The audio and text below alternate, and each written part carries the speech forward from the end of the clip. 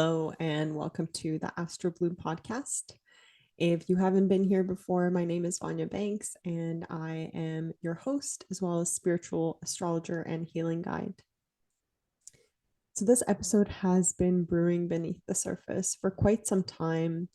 I have been really consciously tuning into, and before it was conscious, it was subconscious, tuning into the energy of the asteroid Ceres in astrology and how she's really connected to our initiation into grief and transformation in life.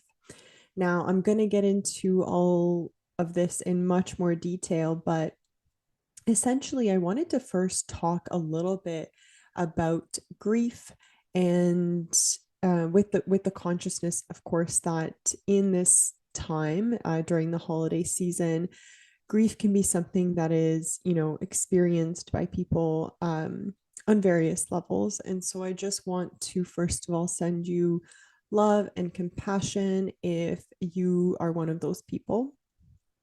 I also know that collectively there's a lot of grief being felt right now due to world affairs, and while there can be no silver lining in what is currently collectively happening, I did want to shed some light on grief in this episode that might make you think about it in a different way.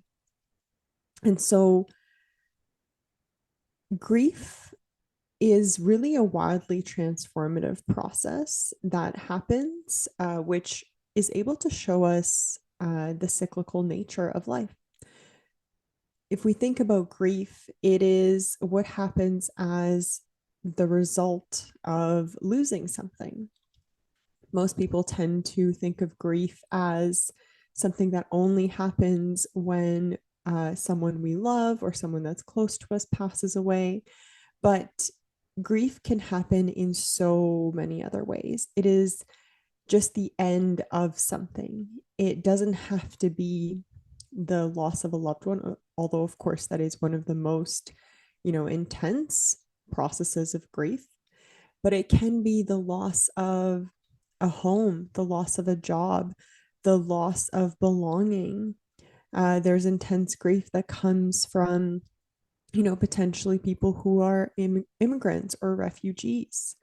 There is grief that happens when a relationship ends, whether that is because someone passed away or because of divorce or separation or conflict or whatever it might be. Someone moving away. These are all ways that grief comes into our lives. And while grief is such a intense and deep process that happens, at the same time, grief is what allows us to go into the depths so that we can actually feel the highs of life and so that we can fully experience what it feels to be human. Because to be human is to be part of nature. And to be part of nature is to accept that there's a cyclical nature to life. If we just observe the seasons, if we observe animals, plants out in the world, there is a cyclical nature. Something always has to die. Energy is just transformed into another form of energy at the end of the day. And so this is what grief is able to teach us. With letting go, there is room for new life. There is new wisdom that is gained as we go through this process, and there is a bigger capacity to feel, to experience life. Again, when we think about grief, one of my favorite teachers on this topic is Francis Weller, and I will link some of his books and other teachings in the show notes. But he talks about grief. First of all, he talks about us being a society that is quite sort of monotone in our emotional expression. Now, of course, this is just a generalized statement, so don't take it too personally if you don't identify with this. But as a society, especially in more Western cultures, we tend to be really afraid of death, of letting go, of change, of transformation. And transformation and grief go hand in hand, because at the end of the day, again, grief is just having to let go of something. So it is a way to honor change. It's a way to honor transformation. And so, for example, in our society, especially, in Western cultures, and this is of course just how society is built, and it's not, I'm not trying to blame anyone. I'm not saying that, you have the responsibility to fix this problem, because it's a larger societal issue of the way that our society is built. And, collectively, we actually need to think about how to transform this, but it doesn't start, with one person.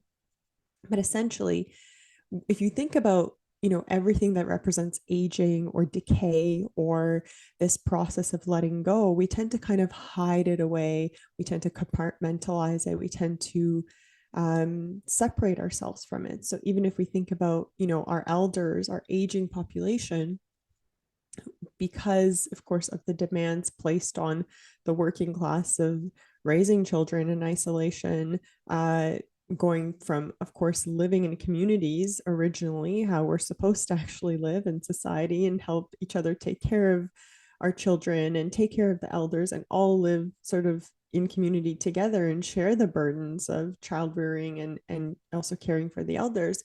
We of course don't have that structure in our society. We live in very isolated, single family homes. And so we tend to also have this fear, right, of death, of aging. And in that sense, we put our elders in long-term care homes. We put them in retirement homes.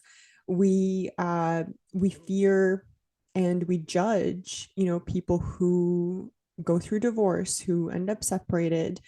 Of course, things like this are changing, because people are, I think, waking up to the fact that there is a cyclical nature to everything. And no matter what, everything in life has to end at some point. All relationships end in grief, whether that is while we are living or when we pass from this life. So in that sense, we live very separated from grief. And so when we have to go through a transformative process, when we are initiated into grief, it is often really difficult to move through the stages and to process it, because we simply don't know how in a lot of ways. Now, this isn't going to be an episode of how to process grief, but it is an episode about how you might be initiated into grief in your life based on your unique astrology. It's also an episode just talking about, my experience with grief and just some learnings that I've been able to integrate. So, first of all, talking about grief, Francis Weller talks about a few different ways of sort of being initiated into grief, and these are called the gates of grief. So there's 5 main gates, and then there's a 6th sort of optional gate. So these are sort of entry points into how we might be initiated into feeling, the need to let go of something, or feeling or being forced to let go of something, being pushed into these depths of human emotion. And by being pushed into the depths of carrying grief and carrying sorrow, we move ourselves away from that emotional monotone expression, because we go into the shadows, we go into the lows, the emotional lows. And by doing this, we actually expand our capacity to feel. Because like everything in the world, like everything in astrology, I always say this, but there can be no light without the dark. And so if we cannot feel grief, if we can't feel sadness, if we can't feel pain, we also can't feel joy, we can't feel peace, we can't feel all of these high vibrational energies that we strive to feel. Before I go into the 5 gates, I did want to compare this briefly, and I will talk about this journey in another episode in more depth, but I did want to compare this briefly to, a plant medicine journey I recently underwent. So I did do ayahuasca with a certified shaman. And this is exactly my experience with this amazing plant and this amazing spirit is that plant, because it is actually a very Plutonian plant and really Neptunian plant, Pluto being the shadows, Neptune being that oneness, that connection to divine, those like high vibrational feelings of peace and joy and divine love. Um, this is exactly the experience that I had because basically what ayahuasca does is it takes you into the depths of your shadow. It makes you face your deepest fears. It makes you also face the most intense physical discomfort, emotional pain, mental suffering, and only through surrendering to these depths, to actually allowing yourself to feel this and to be where you're at, can you then receive that high vibrational feeling of being at one with everything and understanding that you are divine and that there is this divine love that surrounds you and this beauty. And this is exactly the same process that I would say grief initiates in us. And so the gates of grief involve, first of all, the first gate is everything we love, we will eventually lose. So this is just a way of saying that, yes, like I said, all relationships, because relationships are primarily how we grow in our human life, we will lose in some way. So they will end. Even if we are in a relationship for our entire lives, someone has to pass away first, right? So everything we love, we will eventually lose. The second gate of grief is the places of us that have not known love. And so these are the places that maybe we haven't loved in ourselves. It's often like our shadow aspects. It's also the places of us that have been rejected by others. And these are the deep wounds of abandonment, of rejection that may be experienced throughout life, and especially potentially in the childhood. I see these wounds really coming up in people that have strong, for example, Aquarius placements in their chart, definitely Cancer chirons. There's this need to find belonging, right? And then potentially being rejected for feeling like the other in some ways. The third gate of grief is the sorrows of the world. So this can be loss of species, extinction, it can be loss of resources. Of course, right now we're living through one of these instances with everything that's happening in the world, all of the innocent lives that are being lost. And this is something that can serve as our initiation into grief. Um, the fourth gate is everything that we expected and didn't receive. So I would say that this is really connected to, again, maybe our, especially our, like our relationships, but I would say like this to me really speaks like inner child. Uh, if we think about, maybe we actually weren't, one of our parents didn't like want us. So it can be a subconscious belief that maybe we don't even have the right to be here, right? So we came into this world expecting acceptance and expecting love, and we maybe subconsciously didn't really get that. It can also be a mismatch of a need of our caregivers not meeting our needs. So let's say we had parents or caregivers that were super present physically, but they were not emotionally present at all. And we actually really needed them to be emotionally present. Of course, every child needs emotional presence, but I would say if you have a lot of water in your chart, especially if you have a water moon, it is like a necessity, not just like a nice to have. So, yeah, let's say your parents or your caregivers or whoever was raising you gave you all of the physical affection that you needed. They gave you all the physical security you needed, but you didn't get any emotional needs met, then this can actually be an initiation into grief, because it's realizing that, yeah, there's parts of you that didn't get what they needed, and so there's a lot of emotions that can arise with this. And there's a sorrow and a grieving of what should have been, right, of what you should have received. The fifth gate is ancestral grief. So this is grief that is sort of carried within us, in our DNA, passed down through generations. It can be the grief of, like I said, immigration, displacement, disconnection to land, to culture. It can be, you know, all sorts of grief that our ancestors that came before us experienced. It can be poverty, it can be conflict, all of these things that get kind of programmed into our DNA and we subconsciously carry with us, can be, of course, awakened, and needs to be processed. And this is actually something that I've been working quite a bit with personally, and I'll get into that in a little bit. But the sixth gate that is sort of, Francis Weller talks about it being like an optional gate, is trauma. So trauma, as you've heard me say before, is something that should have happened and didn't. So in a sense, it is that it's similar to that fourth gate of like something we expected and didn't receive.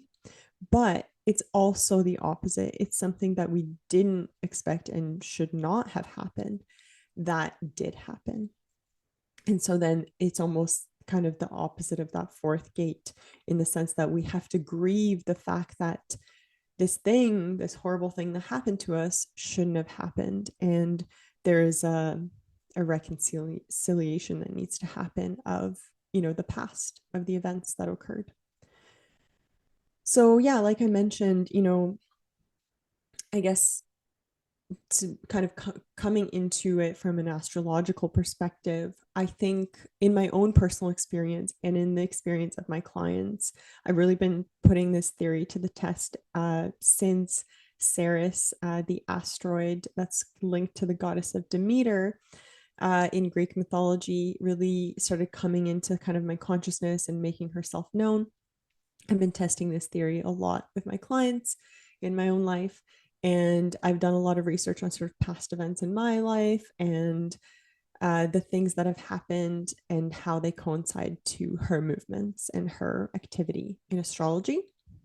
And I've really come to the realization that, uh, so first of all, for those of you that don't know who Ceres is, I'll talk about that just to give you a bit of background. But like I said, Ceres is an asteroid. So she's a celestial body. She moves through the different signs just like any other planet would in the zodiac. And so while she is currently in the sky in Sagittarius, of course, she's conjunct Mars and was recently conjunct the sun, illuminated by the sun's rays, bringing the truth to the surface around her energy. Sagittarius being all about truth.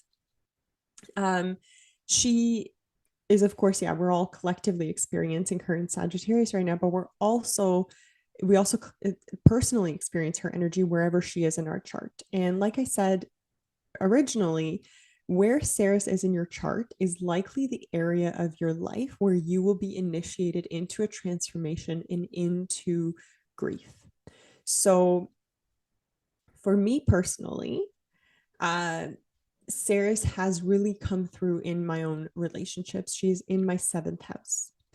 And the reason Ceres, so you might hear Ceres explained, as, or Demeter. These two are sort of interchangeable. Ceres is simply the Roman equivalent of Demeter. You might hear these two archetypes explained as like the goddess of fertility. And I wouldn't say that that's wrong.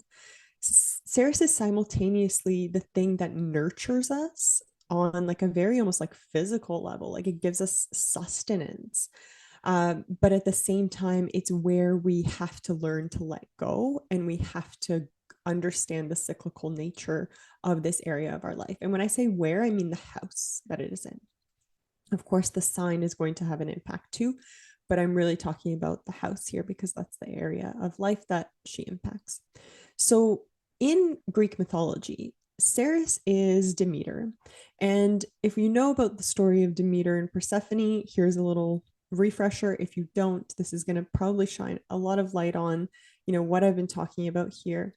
But essentially, the mythology of Demeter and Persephone is the story of the triple goddess archetype.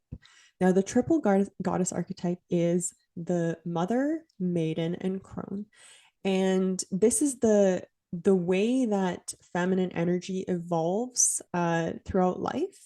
And it's especially, pertinent for those of us who identify as women, who are primarily feminine beings, because these are stages of life that every woman goes through. So beginning as the maiden, right? And then becoming the mother, giving birth to something, whether that is a physical child or, a business or a book or whatever. There is like that creation that happens, and the maiden actually has to die in some way. There's a transformation that happens there. So again, transformation, there's a grieving of the maiden that has to occur. Then from uh, the mother is that nurturer, right? The maiden is more of the potential that's there. The mother is the nurturer, and then after the mother has nurtured her children, we go into that later stage of life where there is no potential sort of for creating life. It's more about the wisdom that has been accumulated through the cyclical nature of life, through these transformations throughout life. And it is the crone that then emerges. And the crone is that wise woman. The crone is the woman or the man, the wise man, who has uh, seen life. They've experienced life, right? This wise person, if we're going to be, non-binary about it, this wise person has experienced life. They've experienced so many different stages of life. They've gone through it. They've gone through the lows and the highs. And they have all of this wisdom as a result of that lived experience. And now they get to, share that with others. And they also get to live their life based on that experience, so the rest of their life based on that experience. So they become the elder, and they contribute to society with their wisdom. And so this is that triple goddess archetype. And the triple goddess archetype also is symbolic, of course, of sort of the seasons of nature, right? Of how our world functions. The maiden being that potential of spring and sort of summer, like blooming into that maturity, right? Then the mother, of course, is when we start to have like fruits and flowers on trees and things like that, reproducing, life. And then the crone is the winter season and the fall season of like when that life force energy begins to wane, and we experience, letting go and decay and things like that. So in mythology, Demeter is the mother, and her daughter Persephone is the maiden. And these two actually represent one, two aspects of one sort of person, if we think about it in that sense. It's really just two aspects of the psyche. And so in the myth of Demeter and Persephone, what happens is they're living in this blissful union and they're out foraging for flowers. And what happens is Pluto, who is also in Greek mythology, Hades, uh, Lord of the underworld, actually kidnaps Persephone into the underworld to be his wife. So this is where she enters that partnership so that she can actually prepare for, becoming a mother in some way. But since Demeter is already this mother archetype, what actually happens is we have Persephone, which is the maiden archetype of Demeter, going into the underworld to be released. She needs to be transformed. That part of the psyche, that part of the identity needs to die in some way to be reborn as the crone. it is only through the underworld that we can actually obtain the inner crone. So, by allowing a part of ourselves, that sort of more naive, that innocent part of us that has not seen death, it has not been met with grief, it has not been met with decay, right? Pluto symbolizing literally the underworld, death. Um, we cannot achieve that wisdom. So it is only through grief and through letting go and through transformation. It's a very scorpionic energy, Pluto ruling the sign of Scorpio, that this process can be achieved. So it is only through grief that we can actually obtain our inner crone and our wisdom that we are then able to share with the world and experience the fullness of that triple goddess archetype. This story also shapes our the story of the seasons, because when Persephone, because what actually ends up happening is they come to an agreement, so Pluto and Demeter, and essentially they end up kind of sharing Persephone. She lives with her mother for half of the year on Earth, and that is when we have spring and summer. And then she descends into the darkness of the underworld to be with her husband from fall and winter. And so this also represents that the way that energy sort of waxes and wanes in the spring, summer, waxing in the spring and summer, and then waning in the fall and winter. So really it is the story of the fact that all energy, us included, plants included, right? Everything in nature has a season of new life, of growth, of potential, of fruiting. And then it has a season of letting go, of decay, of falling apart, of experiencing the depths so that we can clear space for new life. So, in saying that, if we take what we've learned about grief, if we take what we've learned from Demeter and Persephone, we know that Ceres in our chart is this invitation to let go of the maiden.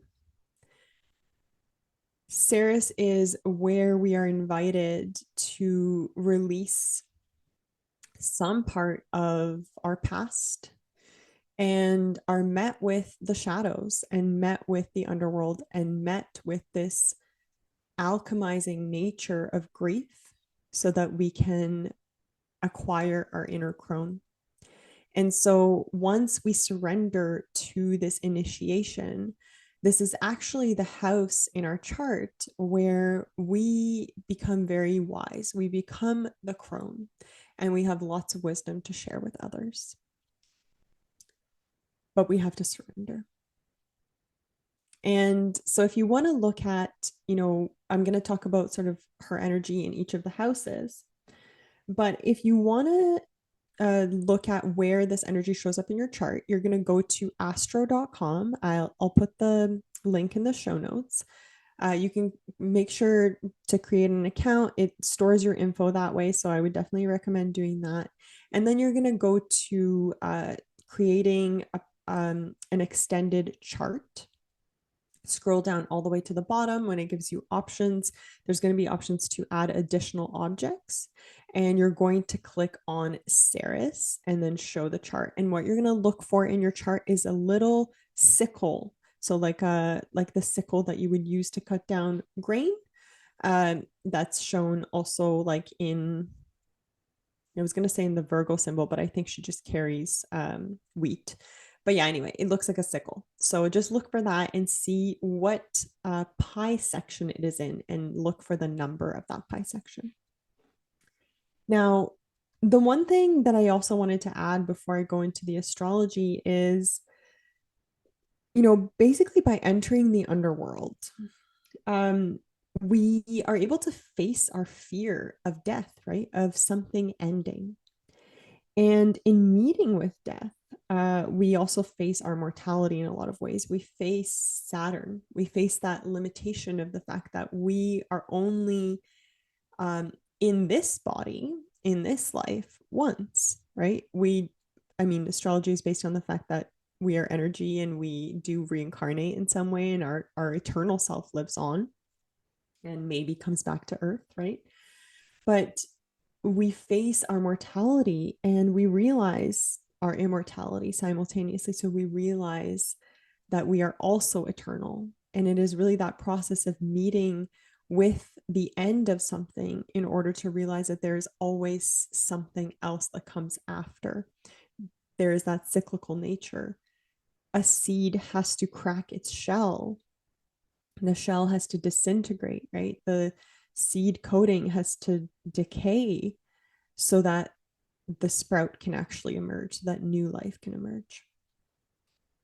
So if you have, uh, first I'll talk about the seventh house just because that's where my Ceres is, and then we'll go to the other houses. So in my own experience, I've been met with Ceres energy in some of my closest relationships. So for me, one of the things I haven't really openly talked about a ton on this podcast is the fact that in 2019, 2020 was sort of a really dark, deep night of, what's it called? Like the dark night of the soul. That's the word I was looking for. But it all kind of occurred. I think really what initiated me into it is several of my closest friends moving away within months of each other and moving to places where I knew they weren't going to come back. And so this was a big awakening for me in the sense that it really woke me up to my mortality, and it made me think about, what am I doing with my life? Like, why am I who am I living this life for? Am I living it for me, or am I living it for other people? And that was Ceres at work. When I look back to that time, even looking at it astrologically, I know that she was activating my seventh house. And even when I look at my astrocartography, specific points in, like, for example, in my marriage and my relationship, there's key moments in our relationship that have been influenced with Ceres. And of course, this is, I I would be lying if I said that marriages aren't incredibly hard work and that you're not met with this cycle of death and rebirth every single day of your life. You know, especially being in a relationship for, since my early 20s, who I am now and who I was then is so incredibly different. And the same goes for my partner, of course. And so it's a constant meeting of the fact that we are never the same. We are always changing, and our willingness to either evolve together or evolve apart is something that's persistently met in our relationship. And it's really the basis of all relationships, right? So yeah, this is something that I've also, of course, been met with the passing of my grandma last year. When I actually looked at, where Sarah's energy was at, not just in my own chart, but also in astrocartography, she was very present with me in those days of my grandma passing when I had traveled to Croatia to say goodbye to her. And at the same time, this passing and this loss of her initiated so much ancestral grief for me around being an immigrant, a first generation immigrant, and also being a child who lived through very early conflict in, a civil conflict in former Yugoslavia. So she has been incredibly prevalent in my own life. And of course, I'm talking about her right now as she is moving through my first house in Sagittarius. So bringing the truth out to you guys. So, yeah, if Ceres is in your first house, this means that she is very much going to be a part of your personality in a lot of ways. You are someone who is going to be met with a lot of transformation on the personal level. And of course, because we cannot exist solely on our own, this means that she will also be affecting your relationships because the first house is in opposition to the seventh house. And so it is always the self versus the other. So, in order for you to fully own your identity and sort of who you are here to be and show up in the world as yourself, you will have to integrate the lessons of Ceres into your personality. And that might also mean that you are then able to help others move through grief and personal transformation in a lot of ways. If she's in your second house, this would be grief that is initiated through the loss of property, the loss of possessions, the loss of something that we have. It can also be a loss of self-worth, self-esteem. The second house is all about the things that we own, but it's also our self-worth, our body. The third house is going to have to do with a loss of communication. Maybe there's a transformation of the way that you have to communicate with others. The third house is also the house of siblings, neighbors. So there could be a loss of those types of relationships, the sibling like relationships, siblings in your life, neighbors. It could be, moving out of a neighborhood that you felt really close to. It could be, yeah, loss of place in some way, loss of community, but that more like closer community. In the fourth house, Ceres will initiate you into transformation by inviting you to meet a loss potentially around family, around sort of inner security, around emotional security. The fourth house is family, its roots, and so there might really be this like disconnection from a sense of belonging in some ways. There could be a relocation that happens. It could also have something to do with your relationship with your mother, because the fourth house is more of that mother archetype, that mother energy, that nurturing energy. So there's also a connection to that inner child, right? And so there could be some grief that needs to be worked through on that emotional level. It has to do with the inner child of maybe the needs that you had and you didn't actually get met. The fifth house is all about the things that we create in the world, the things that we use our sexual or creative energy for.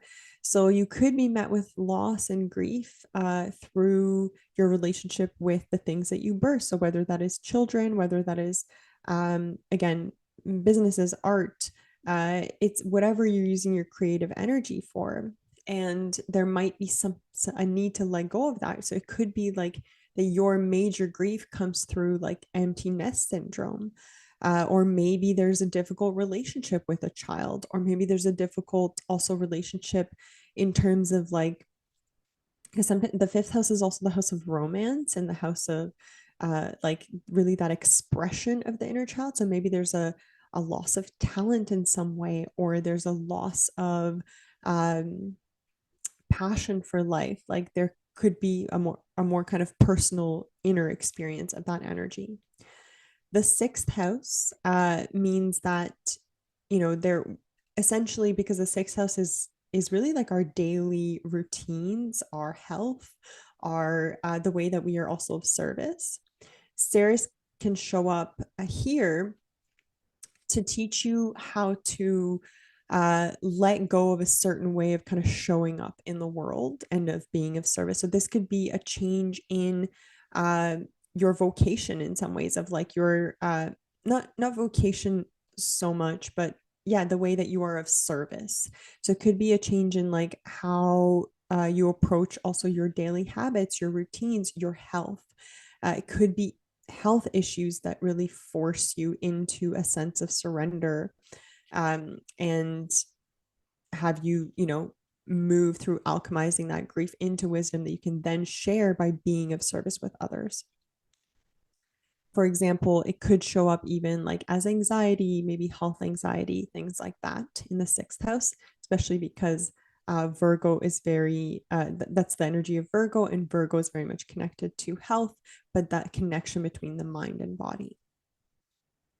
In the seventh house, I already talked about that. It's one on one relationships. In the eighth house, this has to do with the resources that we share with others. So not only is it, the energy that we share with others through really intimate acts like sex, it's also physical resources that we share with others. So again, this is kind of connected to that energy of the second house, but it is more about maybe loss of shared resources in some way, loss of intimacy, loss of trust, feelings of betrayal, things like that that initiate us into grief. The ninth house is going to be a loss of perhaps hope, optimism. There's also a loss of personal philosophies, belief systems. Maybe it is a loss of it's a transformation of personal belief systems and philosophies. So maybe you might be born into a certain religion, let's say, or school of thought, and there is a certain time in your life where this just doesn't apply anymore, and you're sort of really awoken to the fact that this doesn't align with you, and you have to go through the process of really letting go of that identity and that identification with it, and release that. So there's a transformation there that happens. The 10th house is going to be definitely transformation through sort of your experience with the outer world and your legacy. So this definitely is like vocation. It is the things that we are leaving behind, the things that we are building, our legacy that we're leaving. And so this could be, yeah, a career change, like a major transition in our career. It could be a change of maybe like a business that you've built, having to let go of something like that, having to let go of a certain public persona or identity. And this can also happen when Ceres is, for example, transiting like your midheaven. So just to keep in mind, this can be activated by her energy as she's moving through the sky.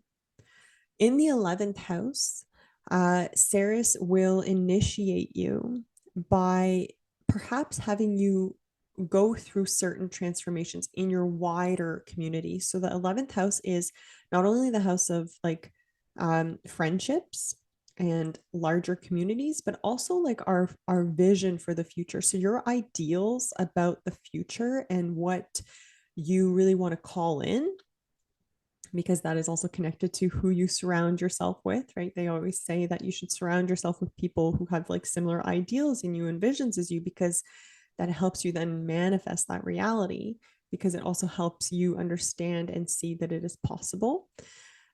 So you're going to likely be initiated, I mean, if you haven't already, into having to transform your community, having to also transform your vision for the future, maybe, and surrender into the fact that there might be a greater plan in place. And finally, in the 12th house, Ceres will initiate you into transformation by perhaps having a loss of faith in some way. The 12th house is the house of everything that is unseen, right? So it can be a transformation of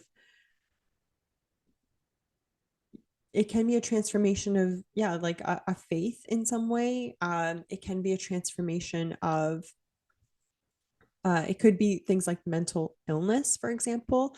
This is the energy associated with Pisces. Excuse me.